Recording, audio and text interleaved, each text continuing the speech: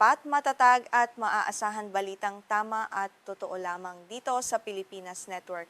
Magandang araw sa ating mga kababayan sa Pilipinas at sa buong mundo. Huwag kalimutang pusuan ang video, sumubaybay at pindutin ang batingaw upang lagi kayong updated sa balita. Simulan na natin. Naiulat ang sunod-sunod na malalakas na pagsabog sa paligid ng mga himpilang militar ng Estados Unidos sa Hilagang Iraq, partikular sa lungsod ng Erbil sa rehiyon ng Kurdistan. Naganap ang mga insidenteng ito kasunod ng mga panibagong pag-ataking militar na inilunsad ng Estados Unidos laban sa mga target ng Iran at mga kaalyadong grupo nito sa rehiyon.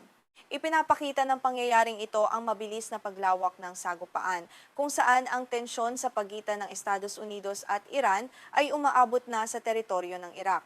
Ang pagkalat ng labanan sa mga kalapit na bansa ay nagdudulot ng matinding banta sa pangkalahatang seguridad ng buong gitnang silangan. Sa ating pagtalakay ngayong araw, bubusisiin natin ang tatlong pangunahing punto upang mas maunawaan ng bawat Pilipino ang kabuuang sitwasyon. Una, tatalakayin natin ang mga pagsabog sa Erbil, ang paraan ng paglala ng tunggalian sa pagitan ng Estados Unidos at mga grupong kaalyado ng Iran at ang pampulitikang reaksyon sa loob ng Kongreso ng Estados Unidos hinggil sa paggamit ng kapangyarihang militar. Pangalawa, susuriin natin ang mga balitang mabilis na kumalat, kabilang ang mga lumabas sa VinExpress at mga plataforma ng social media, tungkol sa di umano'y pagpuksa o pagpapalubog sa isang barkong pandigma ng Estados Unidos na nagkakahalaga ng bilyon-bilyong dolyar. Ihahambing natin ang mga ito sa opisyal na pagpapatunay mula sa Pentagon. Pangatlo, titingnan natin ang pandaigdigang epekto ng krisis, partikular ang banta sa mga ruta ng paglalayag tulad ng Strait of Hormuz, ang epekto nito sa presyo ng gasolina at inflasyon sa Pilipinas, pati na ang mga planong pang-emerhensiya ng pamahalaan para sa ating mga kababayan sa rehiyon. Isinagawa ang kamakailang operasyong militar ng Estados Unidos sa pamamagitan ng organisado at magkakasunod na pag-ataking panghimpapawid sa rehiyon. Gumamit ang US Central Command o CENTCOM ng mga bombang ginagabayan ng eksakto tulad ng JDAM, AGM-158 JASSM missiles, B-1B Lancer strategic bombers, at mga sasakyang panghimpapawid na walang piloto o UKV. Target ng mga pag-ataking ito ang mga sentro ng pamumuno at pagkontrol, imbaka ng mga misil at drone na ginagamit sa pagpapakamatay na pag-atake, at mga sentrong logistikal ng Islamic Revolutionary Guard Corps Quds Force. Kabilang din sa mga target ang mga milisya tulad ng Kataib Hezbollah at Asaib al-Haq. Ipinapakita ng ganitong antas ng pag-ataking panghimpapawid ang tuwirang layunin ng Estados Unidos na pahinain ang kakayahan ng mga grupong ito na magsagawa ng mga pag-atake. Bilang pagganti sa mga pag-atake ng Estados Unidos, mabilis na naglunsad ng sariling operasyon ang koalisyon ng mga armadong grupo sa ilalim ng Islamic Resistance in Iraq. Nagpalipad sila ng mga drone na ginagamit sa pagpapakamatay na pag-atake at mga balistikong misil laban sa mga pasilidad ng Estados Unidos and napeling tingin partikular sa himpilang nasa Erbil International Airport at Al-Assad Air Base sa lalawigan ng Anbar. Pinatunayan ng agarang pagganting ito na ang tunggalian ay hindi na lamang limitado sa tuwirang palitan ng mga pag-atake sa pagitan ng dalawang pangunahing bansa. Nagdudulot na rin ito ng panganib sa katatagan ng buong rehiyon. Dahil sa tumitinding digmaan, nanganganib din ang kaligtasan ng mga pangkomersiyong barko at mga ruta ng paglalayag sa gitnang silangan, partikular ang mahalagang daluyan ng langis sa Strait of Hormuz. Inihayag ng US Department of Defense o Pentagon na matagumpay na naharang ang karamihan sa mga drone at iba pang pampasabog na pinalipad ng kalaban. Ginamit sa pagharang ang CRAM o Counter-Rocket Artillery and Mortar at iba pang sistema ng depensang panghimpapawid sa Erbil Airport. Ayon sa opisyal na ulat, walang naiulat na nasawi o malubhang nasugatan sa hanay ng mga sundalong Amerikano sa kabila ng malalakas na pagsabog. Gayunpaman, patuloy na sinusuri ng mga tauhang medikal ng militar ang mga sundalo para sa posibleng traumatic brain injury o TBI at concussion dahil sa matitinding bugso ng pressure na dulot ng mga pagsabog sa paligid ng himpilan. Ipinapakita nito na bagaman gumagana ang mga sistema ng depensa, nananatili pa rin ang pisikal na panganib sa mga tauhan sa loob ng pasilidad.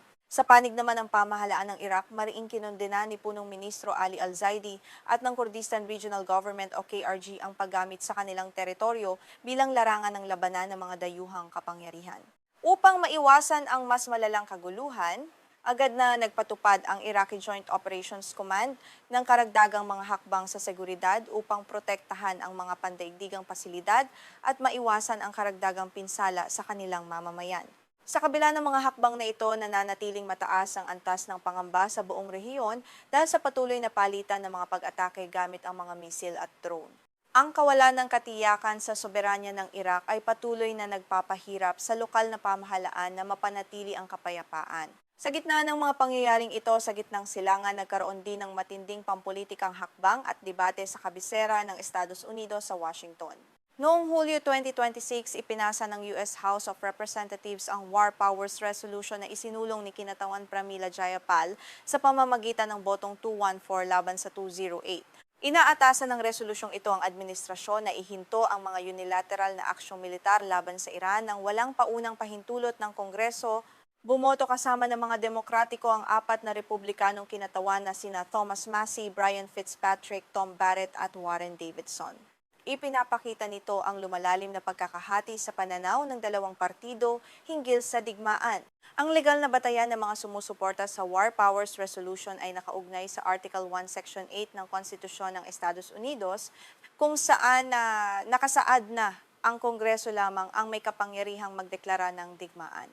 Binigyang diin ng mga mambabatas na sumusuporta sa resolusyon ang epekto ng sagupaan sa 2 tauhan ng sandatahang lakas na naapektuhan, pati ang napakalaking gastusing tinatayang nasa $37.5 bilyong hanggang $73 bilyong na inilaan ng Pentagon para sa naturang operasyon. Para sa kanila, ang pagpapatuloy ng aksyong militar ng walang malinaw na paghihigpit mula sa lehislatura ay nagdudulot ng hindi kinakailangang panganib sa buhay ng mga sundalo at sa pondo ng bayan. Sa kabilang banda, naghain ng White House at ang mga tumututol mula sa hanay ng GOP ng sarili nilang legal na argumento batay sa kapangyarihang ipinagkakaloob ng Article 2 ng Konstitusyon ng Estados Unidos. Ayon sa kanila, ang Pangulo bilang Commander-in-Chief ay may likas na karapatan at tungkuling maglunsad ng mga depensibong pag-atake upang protektahan ang mga sundalong Amerikano nang walang paunang pag-aproba ng Kongreso. Naniniwala silang ang paghihigpit sa kapangyarihan ng Pangulo sa pamamagitan ng mga batas ay magpapahina sa kakayahan ng militar na magbigay ng mabilis at mabisang tugon sa mga banta ng terorismo at pag-atake ng mga kaalyadong armadong grupo sa gitnang silangan. Gayunpaman, mahalagang maunawaan na may malalaking limitasyon ang resolusyong ito bago ito magkaroon ng ganap na bisa. Madaling tanggihan ng Pangulo ang resolusyon sa pamamagitan ng veto. Kakailanganin naman ng 2 boto sa House at Senate upang mapawalang bisa ng Kongreso ang veto. Sa kasalukuyang nahahating kalagayan ng Kongreso sa Washington, napakahirap makamit ang ganitong karaming boto. Dahil dito, nagpapatuloy ang investigasyon at legal na debate sa pagitan ng sangay na ehekutibo at lehislatibo habang nagpapatuloy ang operasyong militar sa gitnang silangan. Kasabay ng mga totoong pangyayari sa larangan at politika, mabilis ding kumalat sa internet ang iba't ibang haka-haka at maling impormasyon. May mga lumabas na pamagat ng balita at artikulo mula sa ilang tagapagtipon ng balita gaya ng VN Express at mga post sa social media na nagsasabing matagumpay na pinalubog o sinira ng mga Houthi at Iran ng isang barkong pandigma ng Estados Unidos na nagkakahalaga ng $4.5 bilyong. Kabilang sa mga binanggit ang aircraft carrier na USS Dwight Eisenhower at mga Arleigh Burke-class destroyer. Mabilis na nakakuha ng pansin sa buong mundo ang mga ganitong balita, lalo na mula sa mga taong nag-aabang sa mga susunod na mangyayari sa sigalot. Subalit batay sa opisyal at masusing pagpapatunay mula sa mga autoridad, walang katotohanan ang mga ulat na ito at bahagi lamang ng isang organisadong kampanya ng maling impormasyon. Walang opisyal na kumpirmasyon o ebidensiyang nagpapatunay na may barkong pandigma ng Estados Unidos na napalubog o dumanas ng ganoong kalubhang pagkasira. Mahalagang maunawaan ng publiko na sa panahon ng armadong tunggalian, ginagamit din ng iba't ibang grupo ang digmaan sa impormasyon upang maghasik ng takot, magdulot ng kalituhan, at manipulahin ang opinyon ng mga tao sa buong mundo. Sa katunayan, naglabas ng formal na pahayag ang Pentagon at CENTCOM sa pamamagitan ni Deputy Press Secretary Sabrina Singh upang linawin ang usapin. Kinumpirma ng mga opisyal na walang aircraft carrier o destroyer ng US Navy ang napalubog o malubhang na pinsala ng mga pag-atake ng kalaban. Ang mga anti-ship ballistic missile at drone na pinalipad laban sa mga barko ng Estados Unidos ay matagumpay na naharang at nawasak ng mga Aegis Combat System na nakakabit sa kanilang mga barkong pandigma. Lumabas din sa masusing pagsusuri ng AAP Fact Check, CBS News at VOA ang tunay na pinagmulan ng mga kumakalat na larawang biswal. Napatunayan sa kanilang pagsusuri na ang mga kumakalat na video ng di umano'y nasusunog o lumulubog na barko ay kinuha lamang mula sa larong simulasyong militar na Arma 3.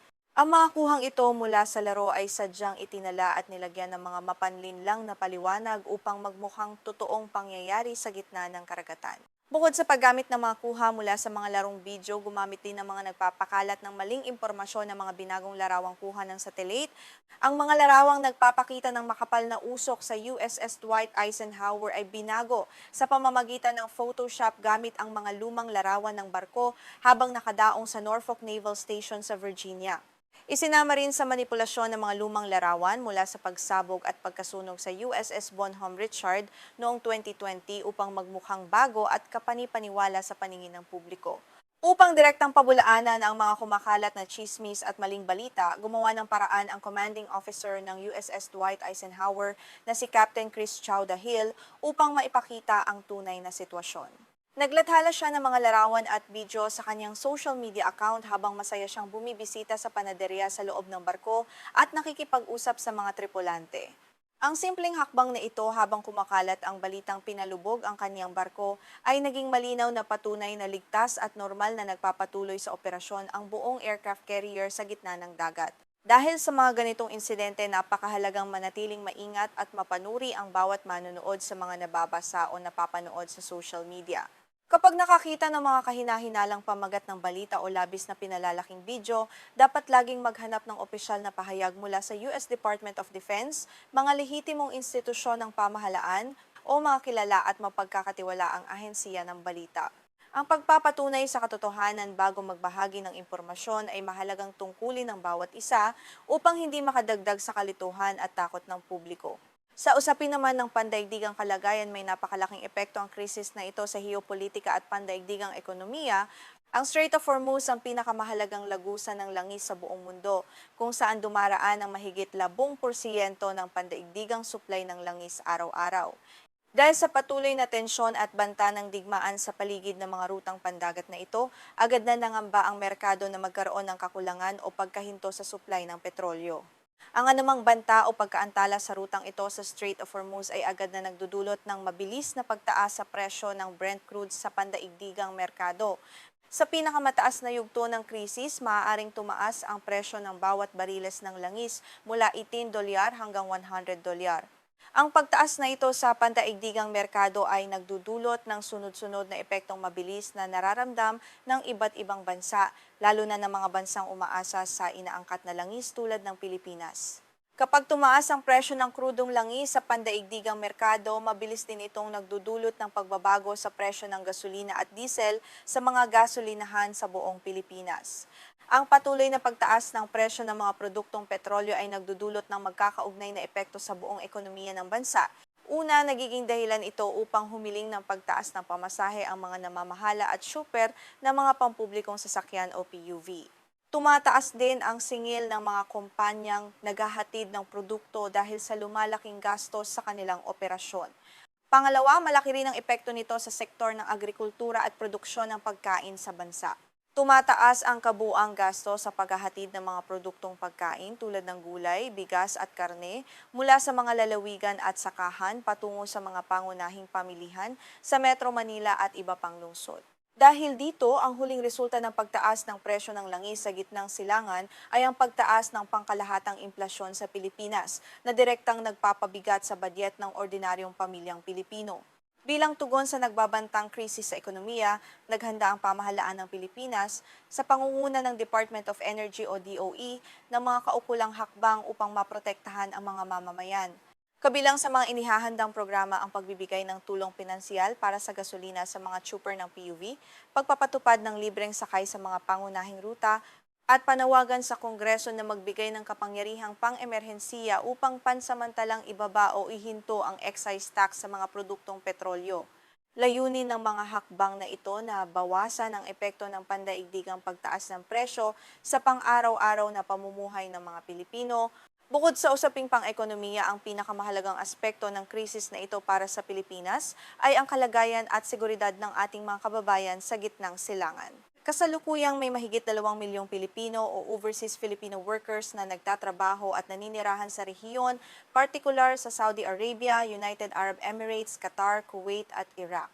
Ang anumang paglala ng labanan o pagsabog sa mga kalapit na lugar ay tuwirang naglalagay sa panganib sa buhay, kaligtasan at kabuhayan ng ating mga kababayan doon.